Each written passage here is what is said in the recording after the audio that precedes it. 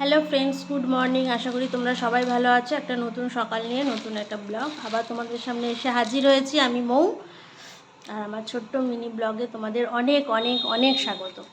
তো এখন বাজে 11:30। সকালবেলায় ঘুম থেকে উঠেছি, ব্রাশ করেছি, দুবার চা খেয়েছি, একবার লাল চা, একবার দুধ চা। গা হাত পায়ে প্রচণ্ড ব্যথা, কারণ ওয়েদার চেঞ্জ হয়েছে, বাইরে রোদ ওঠেনি সেরকমভাবে।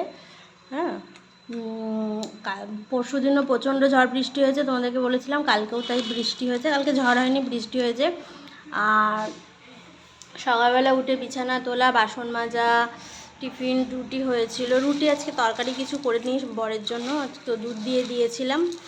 আর আলু ভাজা করেছি, পেঁয়াজ আর আলু ভাজা দিয়ে আমি এখন একটু মুড়ি খাচ্ছি। পেঁয়াজ আলু ভাজা দিয়ে আমার রুটি খেতে ইচ্ছা করছে না আজকে, ওই জন্য বানাইনি আমার জন্য। আর ছোটো মেয়েকে বলেছিলাম আজকে স্কুল যাস না, কিন্তু আজকে জোর জবরদস্তি আমাকে স্কুলে নিয়ে গেছিলো। নিয়ে গিয়ে ওই দেখো, স্কুল হয়নি, স্নান টান করে আমি ওকে বললাম কি যে স্কুলে পাঠাবো না বলে ওকে আমি রুটি করে দিলাম। দিয়ে আমি বললাম যে দুধ রুটি খা, আজকে স্কুলে যেতে হবে না, কালকে এমনি খাওয়া দাওয়া ছিল, হয়তো স্কুল হবেই না আজকে, পরিষ্কার পরিচ্ছন্নর ব্যাপার থাকে, তো এটা বললাম। আর আমার শরীরটা ভালো লাগছে না আজকে, প্রচণ্ড গা হাত পা, বিশেষ করে কোমরে এত ব্যথা করছে না, কি বলবো। তো যাই হোক, মানে পরিশ্রমটা তো কম হয় না, এত বড় বাড়ি, পরে ওপর নিচ থেকে শুরু করে সমস্ত কিছু একা হাতে এখন করি, যতদিন পারছি করছি। হেল্পিং হ্যান্ড রাখছি না, মনের মতন পাচ্ছি না হেল্পিং হ্যান্ড, ওই জন্য আমি একটুখানি আবার খুঁতখুঁতে বাই, তো নিট অ্যান্ড ক্লিন কিছু না হলে আমার খুব অসুবিধা। তো এই হচ্ছে ব্যাপার। আর ননাকে স্কুলে নিয়ে গেছিলাম, নিয়ে গিয়ে অনেকক্ষণ দাঁড়িয়েছিলাম, সবাই স্কুলে এসেছিলো, কোনো নোটিফিকেশান দেয়নি। দিয়ে মোটামুটি হেড স্যারকে ফোন করলাম, ফোন করে হেড স্যার ধরলো না, রাস্তায় ছিলেন।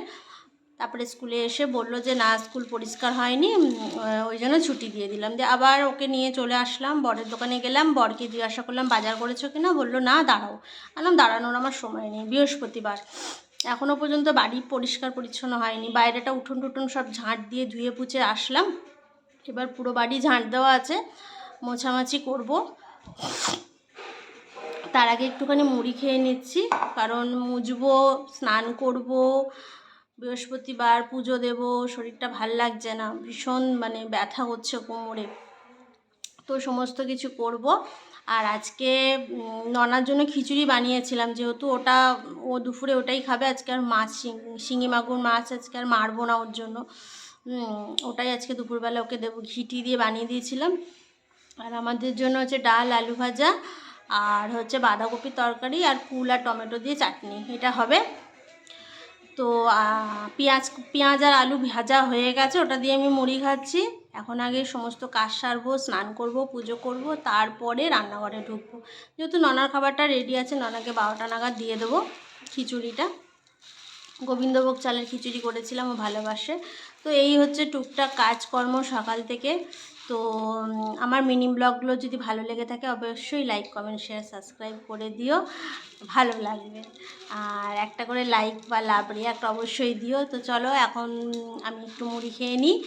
আর তোমরা কে কী করছো অবশ্যই জানিও বৃহস্পতিবার। তো চলো, টাটা।